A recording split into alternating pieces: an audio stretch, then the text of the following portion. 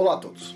Hoje nós vamos continuar conversando sobre este livro aqui, A Conspiração no Gênesis 6, como as sociedades secretas e os descendentes dos gigantes planejam escravizar a humanidade. E agora o assunto começa a ferver, que é o seguinte: daqui pra frente a gente começa a falar dos essênios. Daqui pra frente. Tem um capítulo inteiro sobre os essênios. Eu já li esse capítulo porque eu tenho interesse nesse assunto. Não entendi quase nada. Por quê? Porque eu entendi que ele já falou algumas coisas antes. E o ponto onde ele começa a falar dos essênios é este ponto aqui. A Igreja de Jerusalém está na seção 5 do livro, que se chama Rex Deus, Linhagem de Sangue do Graal. E a gente vai começar a entender um monte de coisas sobre o fim dos tempos, porque os essênios estão cada vez mais importantes e coisas do tipo. Então, aguarde aí. Essa aqui vai ser a parte 1 da Igreja de Jerusalém. No próximo vídeo a gente fala a parte 2. E a parte 2, ela é mais dramática do que a parte 1. Então vamos lá, vamos por partes. Sim, antes de começar, pessoal, link abaixo da área de cursos, na área de membros para cursos. Todos os cursos do canal estão na área de membros, custa $7 por mês para você assistir todos durante o mês. Se você quiser assistir 1 ou 2 no mês, ou 3 ou 10, não importa, o quanto você conseguir assistir no mês. E todo mês tem um curso novo. O curso novo deste mês, este aqui, Casamento Bíblico Nível 1. Esse curso aqui já ficou disponibilizado para o pessoal que está na área de membros, não só aqui da área de membros de cursos, que tem acesso a todos os cursos, como a área de membros do canal Casamento de Verdade, que tem acesso só a este curso aqui. E os comentários que eu estou vendo deste curso aqui, assim, o pessoal está elogiando bastante, ou seja, tem bastante informação aqui dentro, certo? Pois bem, então quem tiver interesse tem lá na área de membros, custa $7 por mês, ou quem tiver interesse só neste curso aqui, tá lá na área do Casamento de Verdade, certo? Do canal Casamento de Verdade. Pesquisem no YouTube quem não conhece ainda. E o vídeo de quarta-feira, que era para me tirar na quinta-feira, ainda vai estar disponível hoje, quando vocês estiverem assistindo esse vídeo aqui, até um pouquinho mais tarde. Eu vou tentar esticar um pouquinho o tempo que o vídeo vai ficar disponível lá, até às sextas-feiras, porque o pessoal pediu muito, então eu vou fazer isso. Pois bem, depois disso, esse vídeo que tá lá, o último vídeo de quarta-feira, ele vai ficar só para os membros, na área de membros, onde o pessoal acessa todos os vídeos lá. Agora, vale a pena, corre lá, assiste o vídeo da quarta-feira, tá disponível ainda, certo? E é grátis, você vai lá e assiste. Depois, no sábado, já não vai estar lá. Pois bem, sexta-feira à noite provavelmente já não vai estar lá, mas hoje, nesse momento aqui, que vocês estão assistindo de manhã ou de tarde, vai estar lá o vídeo. Pois bem, dito isso, vamos lá, Igreja de Jerusalém. Pelo contrário, eles viram que me foi confiada a tarefa de pregar o evangelho aos gentios, assim como Pedro havia sido aos judeus. Pois o Criador, que estava trabalhando no ministério de Pedro como apóstolo dos judeus, também estava trabalhando no meu ministério para os gentios. Tiago, Pedro e João, aqueles que são considerados pilares, deram a mim e a Barnabé a mão direita da comunhão, quando reconheceram a graça dada a mim. Eles concordaram que deveríamos ir para os gentios e eles para os judeus. Gálatas capítulo 2, versículos de 7 a 10. O apóstolo Pedro mostrando o seguinte, que ele recebeu a mão direita dos outros apóstolos para estar pregando para os gentios. Pois bem, ou seja, ele tem uma importância e ele é confirmado pelos outros apóstolos, certo? Não tem como descartar, remover Paulo da Bíblia, ok? Dito isso, então vamos lá. Quando a gente não entende alguma coisa de Paulo, lembre-se que assim, Paulo, ele era um fariseu que estudava bastante a Torá e ele era este nível aqui, ó. Então, quando a gente lê alguma coisa de Paulo e parece contraditório, a gente tem que lembrar que assim, ele está num nível tão alto que é difícil a gente entender algumas coisas. Quando a gente vai estudando, a gente vai entendendo todas as cartas de Paulo, a gente vai entendendo o que ele quis dizer, né? Então muitas pessoas falam o seguinte, Paulo disse que não precisa fazer circuncisão. Pois é, mas ele circuncisou Timóteo, certo? Então assim, tem uma questão aí. Ou seja, ele era hipócrita? Não. O que a gente precisa entender é o que ele está dizendo ali. A gente não pode descartar o que ele diz. Se a gente não entende, a gente precisa de tempo para entender o que o apóstolo Paulo está falando. Então vamos lá. Como a religião espúria oscila? Ele pergunta. Este não será um motim violento. Surpreendentemente, será um golpe sem derramamento de sangue. Como a religião espúria vai substituir a religião que a gente tem hoje, que o pessoal chama de cristianismo e muitas outras coisas. Pois bem, é preciso refletir sobre o papel gigantesco que a facção mística oculta no monoteísmo desempenhará na transformação desse monoteísmo. A estratégia para desvalorizar Yahushua HaMashiach, o Messias, que o pessoal conhece como Jesus Cristo, certo? Será simples e sistemática. Será liderado pelos gnósticos e liberais dentro do cristianismo e por grupos clandestinos como os maçons, na visão dele, do autor, os Illuminatis, na visão dele, a Rex Deus, os Rosa Cruzes e o Priorato de Sião. Pois bem, olha, peguei uma imagem aqui, esse Priorato de Sião, mais para frente a gente vai entender o que ele quer dizer com essas coisas. Pois bem, e aí continua. A desvalorização de Yahushua HaMashiach, o Messias, será acompanhada pela descoberta acadêmica. Ah, tinha que ter a universidade junto, que coisa. Os críticos já estabeleceram as bases. Mesmo dentro da igreja, negando o nascimento virginal, muitas pessoas já negam o nascimento virginal do Messias, e a piedade de Yahushua, que ele fez grandes milagres, o pessoal já nega também, ou ressuscitou da sepultura, o pessoal nega também. Essa propaganda foi distribuída liberalmente na mídia, nas escolas e até nas igrejas, principalmente no que diz respeito aos repugnantes seminários sobre Yahushua realizado nos anos 90, onde o pessoal está tentando apresentar ele naquela época como um homem simplesmente. Pois bem, incrivelmente, mesmo dentro da própria igreja, os proponentes negaram a exatidão da confiabilidade do Novo Testamento e afirmaram que ele deveria ser interpretado alegoricamente, pois ele é impreciso. Vai vendo. Tudo o que é necessário agora é que o pé desça, pois o mundo está bem preparado para o engano. O outro pé cairá na forma de descobertas que sugerirão que Yahushua não poderia ser o filho do Criador Yahweh, ou Messias, mas sim um profeta iluminado. Então vamos lá, pessoal. Quando a gente dá valor para a arqueologia, que é algo feito na universidade, a gente tem que tentar entender se aquilo ali realmente é válido o tempo todo. Porque o que acontece? Vamos lá. O que acontece é o seguinte. Imagine que alguém queira fazer alguma coisa muito má e grande, como por exemplo, descaracterizar o Messias e colocar ele como um simples profeta. Vamos supor isso. O que você vai fazer? Você vai pegar e vai lançar isso de cara. Pensa só, a gente está tratando de pessoas muito inteligentes. Você vai lançar isso de cara, ou você vai começar a lançar uns pedacinhos. Olha esse pedacinho da Bíblia, que interessante. Essa Bíblia bate com a outra. Olha esse trecho aqui, esse aqui tem uma coisa a mais. Você começa a se empolgar. Olha só, a arqueologia está mostrando coisas boas. E de repente, um dia, depois que você está já muito acostumado, décadas, gostando do assunto, a arqueologia diz assim: nossa, encontramos um texto aqui que prova que o Messias era um profeta. E aí, o que você faz? Pois bem, vai vendo, vai vendo. O terreno para tais revelações enganosas já está sendo cultivado, faz tempo. Os livros estão repletos de títulos como Sangue Sagrado, Santo Graal e o Código da Vinci, que muitas pessoas já leram. E cobrem assuntos como os manuscritos do Mar Morto, Maria Madalena, os cátaros e os essênios. Todos tecem uma conspiração consistente, formada de uma maneira detetive e literária, à medida que todos buscam o sentido dos segredos da história.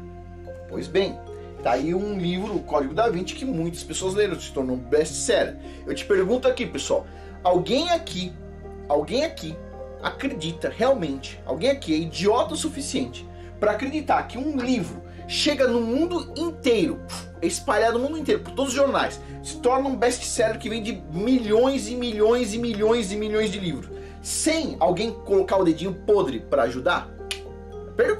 A pergunta. Alguém acha que se você... Vamos lá. Você fez um livro genial, ok? Você mandou para mim, eu gostei. Você mandou para outras pessoas, gostou. Todo mundo gostou. Falou, nossa, é um gênio. Você fez um livro que, nossa, eu li que gostei muito. Ok. Aí você acredita realmente que você vai conseguir vender milhões desse livro?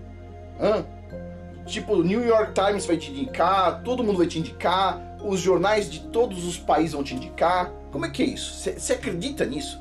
Você acredita que o Harry Potter era um livro tão bom que todo mundo quis comprar? Ou a mídia faz a divulgação e todo mundo quer comprar? É a pergunta, ok?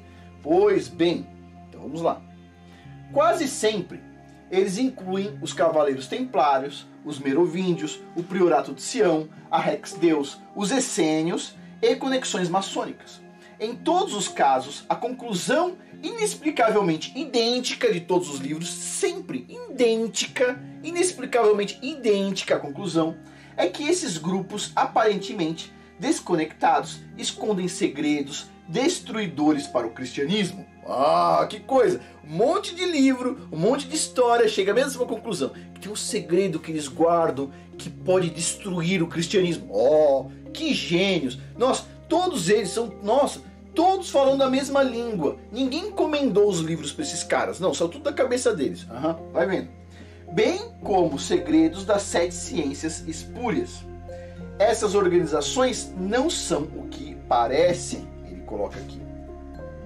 A primeira linha de ataque é sempre contra segmentos do Novo Testamento. A aplicação literal é sempre negada em favor de uma interpretação alegórica, que vai desde o Novo Testamento, sendo realmente um livro centrado na astrologia, tem gente que diz isso, até sendo Yahusha sendo um zelote no coração da rebelião judaica, simplesmente como se fosse o Messias fosse uma pessoa ali rebelde numa revolução que estava acontecendo ali. É a mesma coisa, a profanação é essa. Pois bem, continuando.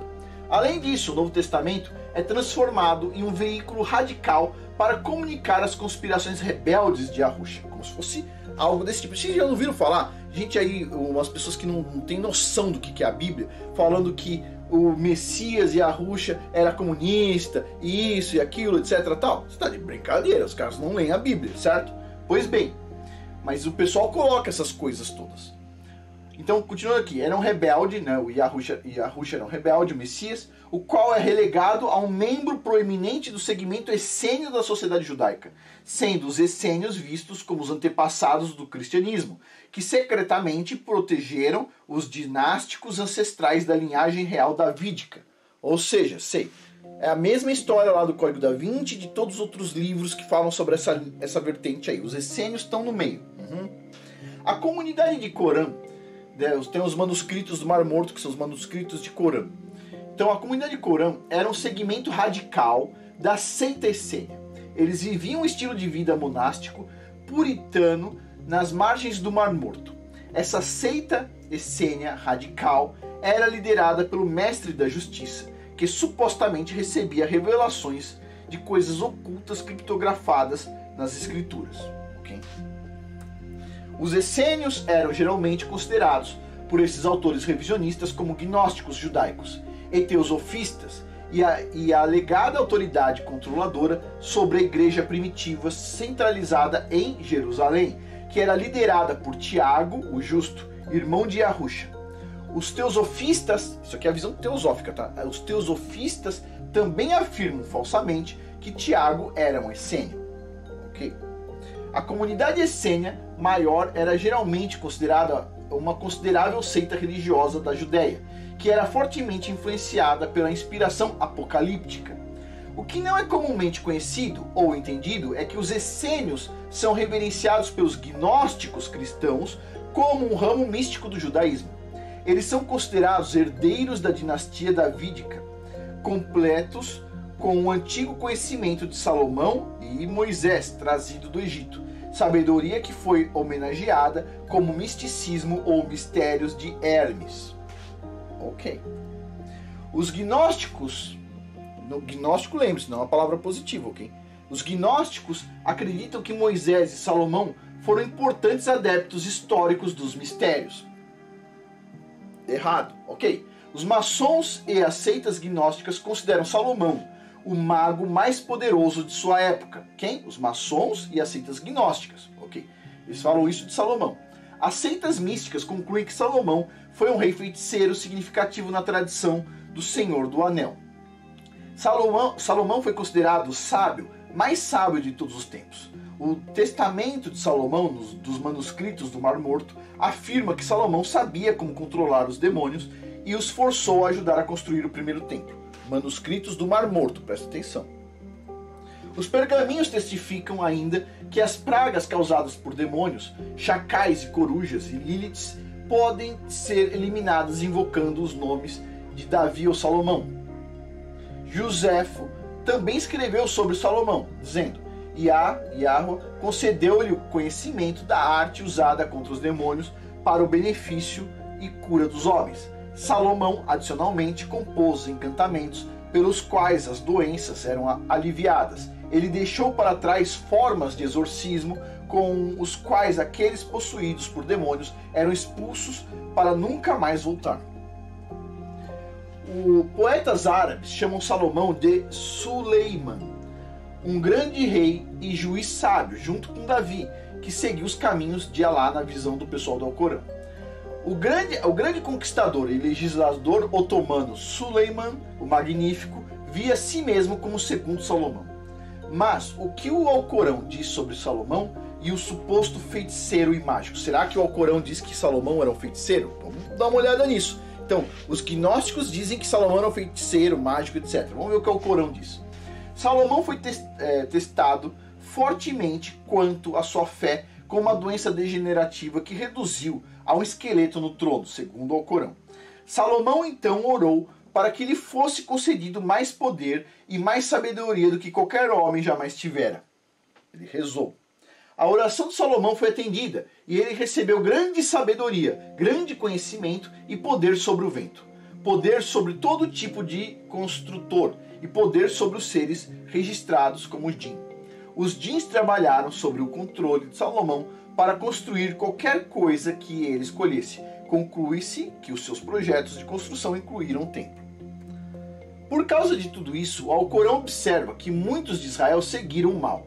Os politeístas essênios do misticismo enoquiano, que inventaram mentiras sobre Salomão e seu suposto domínio sobre a magia negra. Olha só o que eles estão dizendo aqui. Por causa disso, muitos de Israel desviaram e os politeístas essênios inventaram mentiras sobre Salomão, segundo o Corão, e seu suposto domínio sobre a magia negra. As revelações de Gabriel continuam a dizer que os malvados que inventaram mentiras sobre Salomão foram os malvados que também ensinaram bruxaria na Babilônia. A segunda linha de calúnia geralmente ataca Yahusha, o Messias, e segmentos do Novo Testamento credenciados à autoria de Paulo, dos quais a igreja cristã tira a maior parte de sua doutrina da Nova Aliança. Paulo é classificado como um mentiroso maligno ou herege derivado dos manuscritos do Mar Morto sobre os essênios, descrito como o espalhador de mentiras e o mentiroso inescrupuloso da igreja primitiva. Então essa aqui é a visão dos essênios sobre Paulo, ok? Que Paulo era um mentiroso, bababá. Essa aqui é a visão dos essênios. Não é a minha visão, estou lendo aqui sobre a visão dos essênios. Também não é a visão do autor do livro, que não gosta dos essênios aparentemente. É a visão que ele está pondo que os essênios colocavam sobre Paulo. Pois bem, continuando aqui. Paulo é descrito como aquele que corrompeu a religião da igreja primitiva centrada em Jerusalém. Na verdade, mandeístas e maniqueus acreditavam que Paulo era um falso profeta que afastou seus discípulos da religião verdadeira. Eles acreditavam que a religião falsa de Paulo não era baseada nos verdadeiros ensinos de João Batista, em quem eles acreditavam. E aí o negócio vai começar a esquentar. E aí a gente vai começar a falar sobre os essênios. Os essênios representam um assunto que assim me incomodam, ok?